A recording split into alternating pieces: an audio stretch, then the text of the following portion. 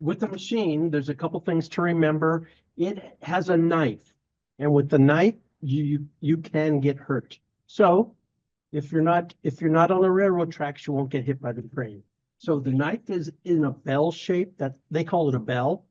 And so it's right here. And so that's right where your material is going to go. So you just have to make sure your hands are away from this area here or underneath. So the first thing you want to do is you're going to take your leather. You're going to see how much you're going to skive it. If you skive too much, then there's nothing left. I'm going to show you both ways. So I'm just going to start straight so you can see what it looks like. This is your depth guide, and the depth would be how far you're cutting into the material. Okay, so right now I'm just going to run it, and you're just going to run your hands like this here. So let the machine do the work. So I'm going to, this is an adjustment up here for the depth. So as I do this, I want to make sure everything works well. I'm just going to start it and just see what things look like. So I'm going to keep my hands away from the area, and I'm just going to tap my toe and see what's happening. So as I'm running like this, and I can run it slow, this is what it looks like. So ideally what skiving is, when you come to an area where you're going to glue it down or sew it, you don't want a big bulky piece. You want to be able to take some of the leather off so that it's more pliable when you turn it.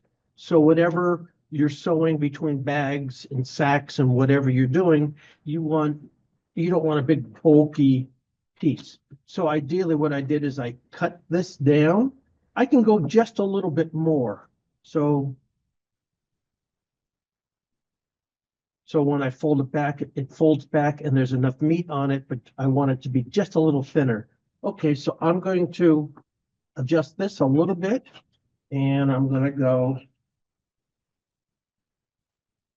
just a little bit more. Same thing, I'm just going to go, we're going to start on straight because straight's the easiest, and then we're going to go to curve.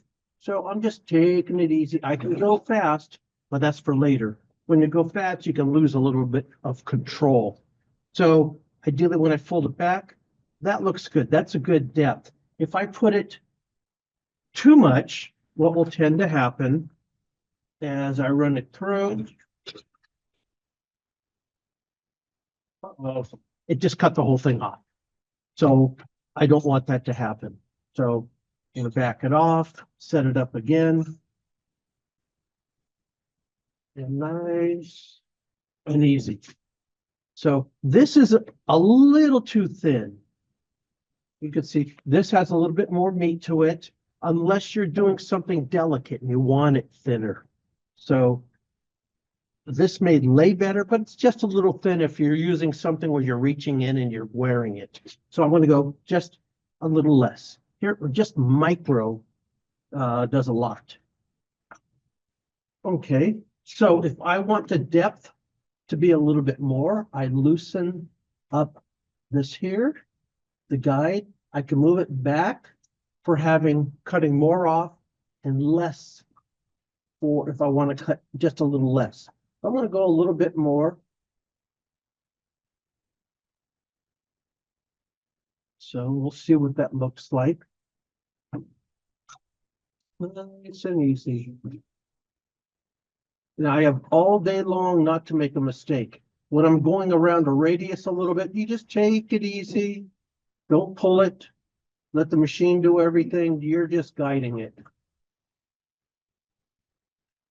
That's it. So depending on what you're doing, this might be a little too much. Can you hold that up a little? This might be a little too much, so you might want to go just a little less. And that's where we had it before. Okay, so I'm going to put it just a little less. Okay. And there's a lot of adjustments on the machines that you shouldn't do. Right now there's camber, there's however, but you want, since you're all doing just a simple cuts,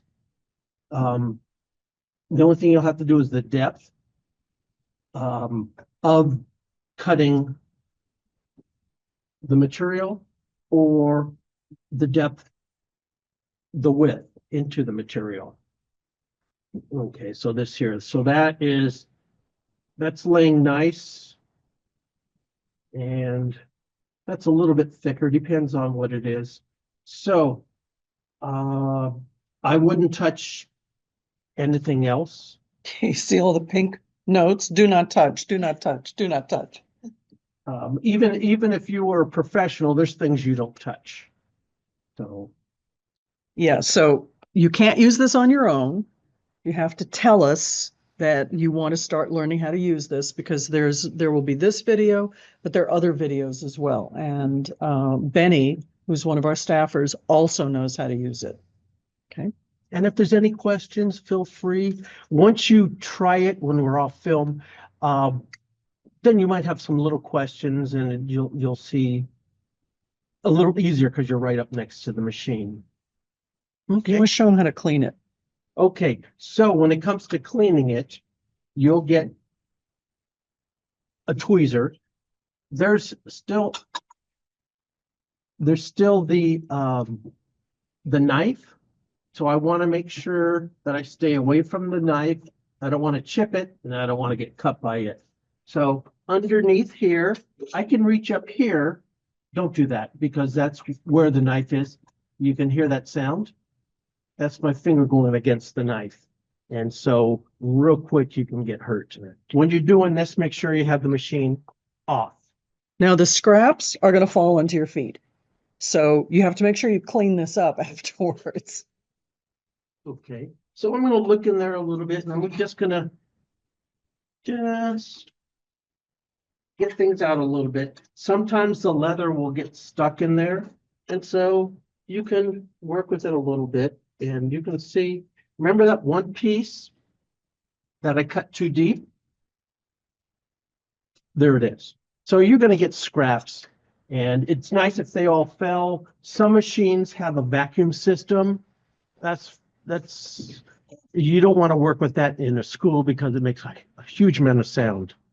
So just look in there, you can see, and that's it. And then you can always blow it out, and also just clean up after yourself. Okay. Do you want to do anything about sharpening the knife? Well, that would be in number 2, I think. It's up to you. I could do it right now. Yeah, I think you'll we should. slice it, right? Yeah, I think we should. Okay. Yeah. So it has a knife, and what we're going to do is we're going to sharpen it. So it has a stone in here that will. I'm running it, so I'm keeping this in the up position. Now I'm going to bring this down slowly. And you hear that sound?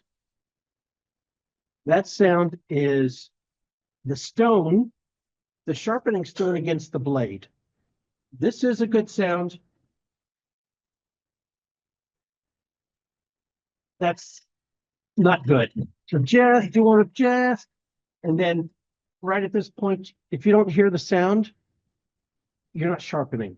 So gingerly turn it counterclockwise, nice and slow.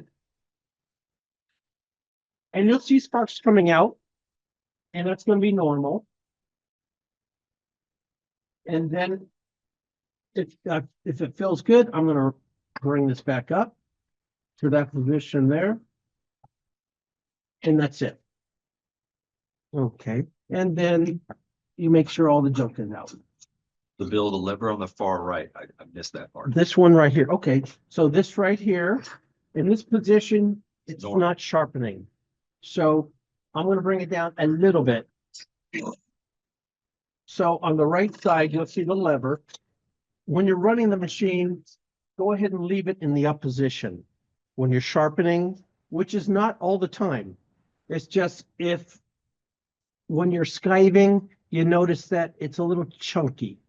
So what you'll do is run it, engage it.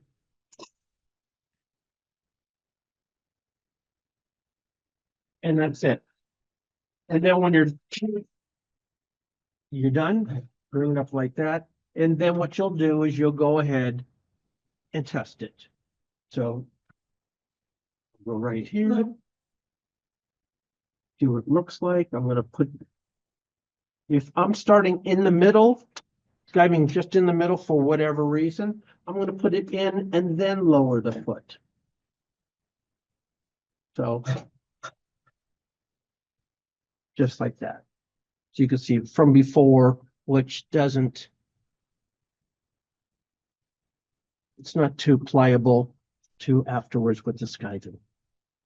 Okay, Okay, questions?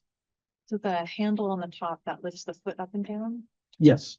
So you can see this here. Yeah, so I'm lifting it up And slide your leather underneath? and then you put your leather underneath. It depends on what you're doing. If you're starting from the beginning, don't worry about all this. Just leave it in the down position. And I'm just going to side. Now, I'm going around a radius.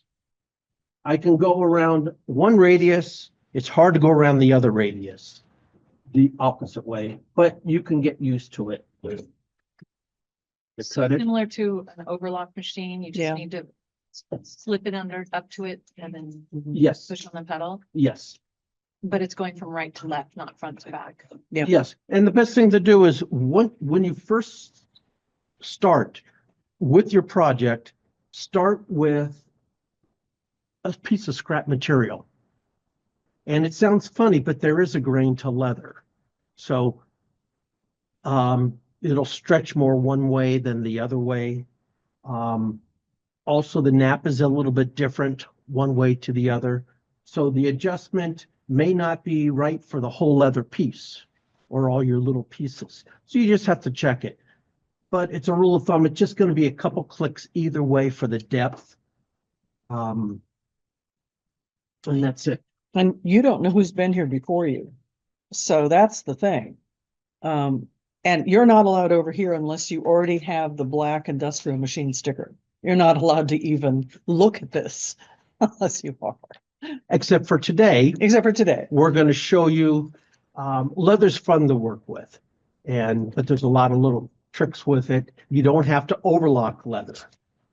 You just, pretty much you have glue and single needle or top stitching on it. And the purpose of skiving is to thin out the leather, so when you put seams together, you have less bulk. Yes, yes. And ideally, it's the top, let's say in a purse where you reach in, it can either be raw or you can fold it over. And folding it over, you don't want to fold a big thick piece like this, unless that's what you're working with. You're doing a backpack where you want something rugged, yeah, go ahead and have it look rugged and feel rugged. But if it's going to be something more feminine, more dainty, more whatever, and you want it not the big bulk look, you're gonna skive it so that it has a nice thinner look to it. If you have something with a lot of curve to it, you don't want something big and bulky. So with that, you'll just fold it over and it's a nice thin edge on it. And the knob at the back adjusts the, how much you're gonna skive. It's basically a seam allowance depth. This here is it's just a fabric guide. No, the knob behind it, you were adjusting that up there? This here, Behind. this that here, one. you won't touch. You don't touch that. No, this is the camber of the knife. And so ideally, you want it nice and straight between front and back. Okay. This is all 101. There might be some instances where you want it a little different, but this is for me to adjust. And most of the time I adjust it so it's nice and flat. Got it. This is 90% of how you're going So to it's do that it. other knob in the back that adjusts This one here, the width of the skive. yes. So as I move it You back, wanted it to be a 1/4 inch or a 1/2 inch? yes. And the best thing to do is see how everyone else is doing it. So you don't want it too much but you want it to be able to fold over nicely. And usually they'll either glue it or they're gonna sew it with a top stitch. And so whatever works best for your design. Okay, Other questions? that means, Okay. that means you get to run the machine. Okay, so I'm going to stop recording. So thank you officially. Great, thank you. So whoever's interested. Yeah. We can work with things, and even if you're not gonna go into leather, it's kind of neat to just see how the whole thing's done. Because in due time, someone may ask you a question or want you to incorporate this in your projects, and you go, "I've done